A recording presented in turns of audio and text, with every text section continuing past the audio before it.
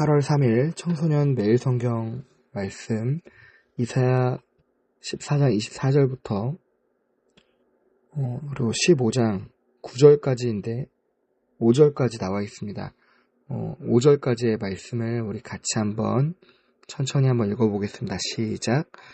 만군의 주님께서 맹세하여 말씀하신다. 내가 계획한 것을 그대로 실행하며 내가 뜻한 것을 그대로 이루겠다. 내가 나의 땅에서 아시리아 사람들을 으스러뜨리고 나의 산 위에서 그들을 밟아버리겠다. 그들이 나의 백성에게 메운 멍에를 내가 벗겨주겠다. 그가 씌운 멍에가 그들에게서 벗겨지고 그가 지운 짐이 그들의 어깨에서 벗겨질 것이다. 이것이 주님께서 온 세계를 보시고 세우신 계획이다. 주님께서 모든 민족을 심판하시려고 팔을 펴셨다. 만군의 주님께서 계획하셨는데 누가 감히 그것을 못하게 하겠느냐? 심판하시려고 팔을 펴셨는데 누가 그 팔을 막겠느냐? 아하스 왕이 죽던 해에 주님께서 다음과 같은 경고의 말씀을 하셨다. 모든 블레셋 사람들아, 너를 치던 몽둥이가 부러졌다고 기뻐하지 말아라. 뱀이 죽은 자리에서 독사가 나오기도 하고 그것이 낳은 알이 날아다니는 불뱀이 되기도 한다. 나의 땅에서는 가난한 사람들이 배불리 먹고 불쌍한 사람들이 평안히 누워 쉴 것이다. 그러나 내가 너희 블레셋 사람들을 모조리 굶어 죽게 하고 너희 가운데서 남은 자는 내가 칼에 죽게 하겠다. 성문아 슬피 울어라. 성읍아 울부짖어라. 너 블레셋아 노가 없어져라. 북쪽에서부터 강한 군대가 진군하여 올 것이니 너희 군인 가운데서 그것을 피하여 벗어날 자가 없을 것이다. 블레셋 특사들에게는 무엇이라고 답변할 것인가? 주님께서 시온을 세우셨으니 고통당하던 그의 백성이 그리로 피한다 하고 답변하여라. 이것은 모압을 두고 내리신 엄한 경고의 말씀이다. 알이 망하는 그 밤에 모압이 망한다. 길이 망하는 그 밤에 모압이 망한다. 바잇과 디본 사람들이 산당에 올라가 통곡하고 모압 사람들이 느보와 메드바의 멸망을 보고 통곡한다. 모두 머리를 밀고 수염을 깎는다. 그들이 굵은 배로 허리를 동이고 길거리에 나앉아 울고 지붕 위에 올라가 통곡하며 광장에서도 통곡하니 볼에 눈물이 마를 날이 없다.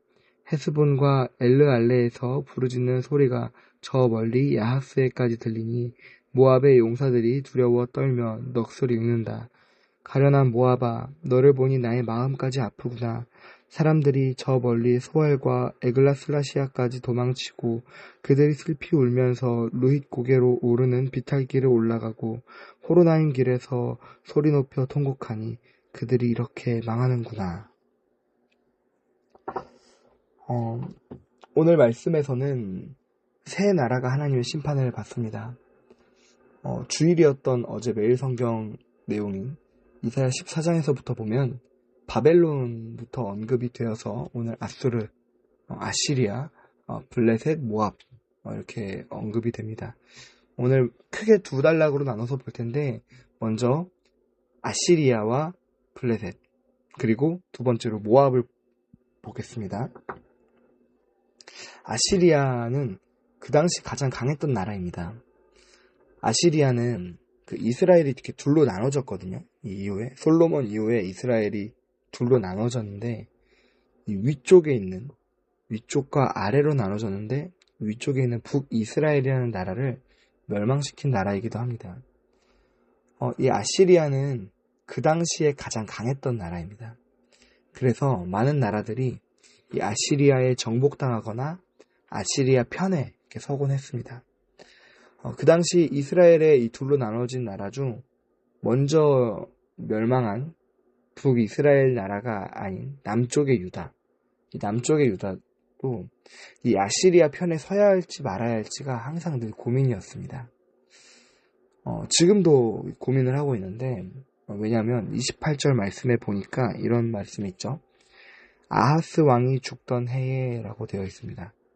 이 아하스 왕, 남유다의 왕이었던 아하스 왕이 죽었는데요. 이 아하스 왕은 아시리아에 가까운, 우리가 이렇게 친아시리아 정책을 폈다 이렇게 표현을 하잖아요. 그런 왕이었어요. 그래서 이 아하스 왕이 죽자 옆에 블레셋이라는 나라에서 이 남유다 왕국에 사신을 보내어서 아시리아를 대적하자고 말합니다.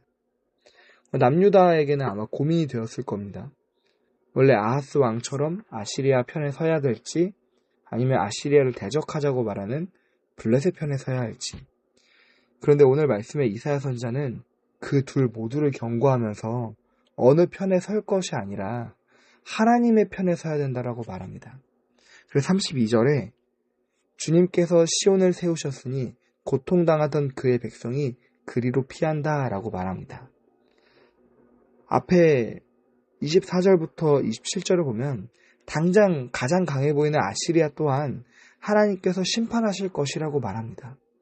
이것을 하나님께서 계획한 것을 그대로 실행하고 뜻한 것을 그대로 이루시겠다라고 계속 반복적으로 말씀하고 있죠. 여러분, 우리가 수련회가 끝났잖아요. 다시 일상으로 돌아왔습니다. 어제 주일 목사님께서 이렇게 말씀하셨잖아요. 수련회의 가장 중요한 부분은 사실 수련회가 아니라 수련회가 끝나고 나서부터라고 말씀하셨습니다. 여러분, 우리가 수련회를 마치고 다시 돌아온 이 일상에서 여러분의 손에 가장 먼저 잡히는 것이 무엇인가요? 우리의 집에서, 또 친구들과의 관계에서, 공부에서, 또 교회에서 우리가 살아남기 위해서 가장 먼저 손에 잡는 게 무엇인가요? 게임인가요? 아니면 친구들 사이에서 어떤 그룹에 들어가기 위한 것인가요? 아니면 공부, 성적인가요? 우리가 항상 의지해야 할 분은 오직 하나님밖에 없는 줄 믿습니다. 그렇기 때문에 가장 먼저 하나님만 찾으며 하나님의 말씀 앞에 여러분이 서 있는 줄 믿습니다. 그렇기 때문에 지금도 이렇게 같이 말씀을 나누면서 짧은 시간이라도 하나님 앞에 서려고 하는 거잖아요. 그런 여러분을 보면서 하나님께서 여러분을 보시면서 정말 기뻐하실 것입니다. 우리 앞에서 아시리아와 블레셋을 봤다면 우리 두 번째로는 모압입니다. 오늘 모압은 15장부터 또 내일 읽을 16장까지 굉장히 긴 내용으로 모압에 대한 그 심판이 언급이 됩니다. 여러분, 우리가 방금 아까 15장부터 이렇게 쭉 읽었던 이 모압에 대한 심판의 내용을 읽을 때 여러분 마음이 어떻던가요? 오늘 이 심판의 내용을 말하는 이사야 선지자는 앞에 바벨론, 아시리아, 블레셋을 언급할 때와 다르게 모압을 두고는 굉장히 애통한 표현으로 심판을 경고합니다. 우리가 마지막에 읽었던 5절을 보면은 이렇게 표현합니다. 가련한 모압아, 너를 보니 나의 마음까지 아프구나 라고 표현할 정도입니다. 내일 말씀인 16장 표현을 좀 미리 보면요. 16장 11절에는 이렇게 말합니다. 모압을 생각하니 나의 심장이 수금줄이 튀듯 떨리고 기라레셋을 생각하니 나의 창자가 뒤틀린다 라고까지 말할 정도입니다. 이처럼 이사야 선지자는 모압을 향해서 슬픔과 애통한 마음을 가지고 이들의 심판에 마음 아파합니다. 그렇다면 왜 이사야 선지자는 아시리아나 블레셋과 다르게 모압을 향해서는 왜 이렇게 애통하고 있을까요? 그 이유는 모압은요, 아시리아나 블레셋과 다르게 이스라엘과 굉장히 가까운 나라였기 때문입니다. 가까웠다는 말이 무엇이냐면 일단 거리적으로 굉장히 가까웠어요. 거리적으로.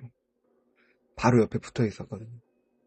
그리고 이 거리적으로 가까운 것보다 더 가까운 거는 혈연적으로 가까웠어요. 즉 무슨 말이냐면 이스라엘과 친척의 관계와 같았습니다. 이스라엘의 조상이 누구예요? 맨 위에 아브라함이잖아요. 이 아브라함의 조카 롯이라는 사람이 있었는데 그 롯의 자녀들이 모압이었기 때문에 그래요. 그러니까 모압과 이스라엘은 친척 관계예요. 가까운 나라입니다. 이처럼 모압은 물론 이스라엘처럼 하나님께서 직접적으로 택하신 백성은 아니었어요. 하지만 내일 볼 16장 말씀을 미리 이렇게 말하면 모압 또한 이스라엘을 따라서 하나님을 섬길 수 있는 그런 기회들이 계속 있었던 것으로 보입니다. 실제로 이 이사야 선지자 이전에 다윗 왕 시기 때는 모압이 이스라엘의 영향력 아래에 같이 있었어요. 하지만 지금 이사야 선지자 때는 그렇지 않았습니다. 즉 그러니까 모압은 하나님의 지금 이 심판을 받지 않아도 될 수 있었을 나라였습니다. 이스라엘과 함께 하나님을 섬기고 하나님을 따를 수 있었던 나라였습니다. 그만큼 이스라엘과 가까이 있었고 한때는 잠깐이나마 이스라엘에게 속해 있던 나라였습니다. 그러나 지금 말씀을 보면 그저 하나님의 심판의 대상이 되어버렸죠. 하나님을 섬길 수 있을 만큼 이스라엘과 가까이 있었고 실제로 가까웠지만 결국 하나님을 떠나버린 나라였습니다. 그러니 이사야 선지자 마음이 당연히 더 애통하고 더 마음이 아프죠. 여러분 어떻습니까? 여러분에게 이 이스라엘과 모압과의 관계 같은, 나에게 모압과 같은 친구가 있지 않나요? 한때는 나와 가까이 지내고, 물론 지금도 가까이 지내고, 또 한때는 같이 교회에 나왔던 친구가 있었을지도 모르겠습니다. 그런데 지금은 하나님을 떠나버린, 여러분의 기도 속에 담겨있지 않은 그런 친구가 있지 않나요? 이사야 선지자는 그런 모압을 향해 눈물을 흘립니다. 마음 아파합니다. 하나님의 마음으로 아파합니다. 여러분 어떻습니까? 나와 가까이 있으면서도 아직 하나님을 알지 못하는, 그래서 하나님과 이제 영원히 상관없을 그런 친구가 있지 않습니까? 우리 수련회 때 어느 강사 목사님께서 이런 말씀을 하셨잖아요. 나중에 여러분이 죽어서 천국에 갈 때 예수님께서 매우 근심하면서 왜 너 혼자 왔니? 네 옆에 있는 그 친구에게 왜 복음을 전하지 않았니? 왜 그 친구가 너에게 와서 나 좀 요즘 힘들어, 나 요즘 이런 부분이 좀 고민이야 라고 말할 때 왜 나를 소개하지 않았니? 그 친구에게 나를 소개할 사람은 네가 마지막이었어. 물론 우리가 천국에 갔을 때 이렇게 말할 거라고 예수님께서 말씀하실 거라고 성경에 나와 있지는 않은데 그런 이제 예화를 우리에게 하셨잖아요. 여러분 어떻습니까? 여러분 주변에 여러분과 가까이 있는데 아직 복음을 듣지 못한, 예수님을 알지 못한 친구가 있지 않습니까? 그 친구를 향해서 여러분 마음이 어떤가요? 말씀을 마치겠습니다. 아까 처음에 봤던 것처럼 아시리아와 블레셋 사이에서 고민하던 남유다처럼 하지 말고요, 여러분. 오직 하나님 편에 서서 하나님께 피하라고 주님 말씀하셨습니다. 그렇게 주님께 피한 여러분, 이제 여러분이 다른 친구들에게 여러분이 피할 곳이 되어주세요. 모압과 같이 가까우면서도 심판을 당하게 될 친구가 여러분에게 피할 때, 나 요즘 힘들어, 나 요즘 이런 게 고민이야 라고 말할 때 여러분 그들을 외면하지 말고 그들에게 여러분이 알고 있는 하나님을 소개해 주세요. 여러분과 함께하는 예수님을 소개해 주세요. 그래서 오늘 이사야 선지자 마음처럼 여러분 가까이에 있는 그 친구들을 향한 하나님의 마음을 가지고 그 친구들을 위해 기도해 주세요.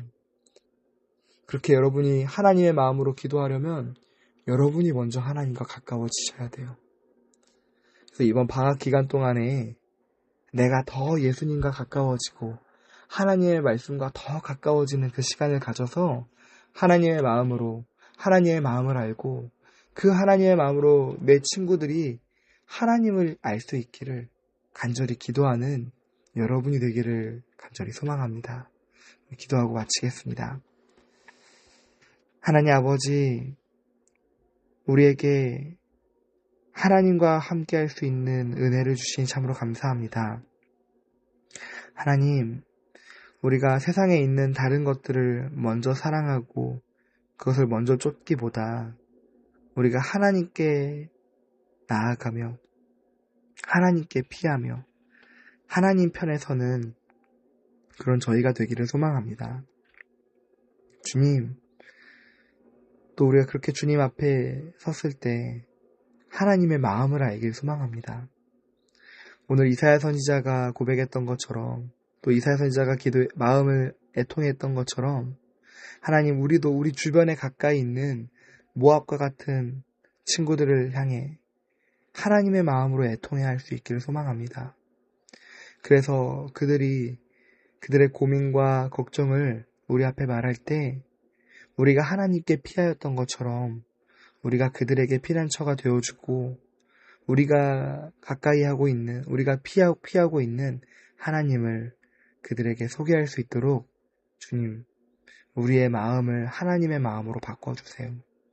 주님, 그러기 위해서 우리가 더 주님께 기도하며 더 주님의 말씀을 묵상하기를 우리가 게을리하지 않고 날마다 하나님의 편에서는 저희들이 될 수 있도록 인도해 주세요. 이번 방학 시간이 그렇게 되기를 소망합니다. 주님, 감사합니다. 오늘 하루도 우리의 삶을 통해 주님 영광 받아 주옵소서. 이 모든 말씀 예수님의 이름으로 기도드립니다.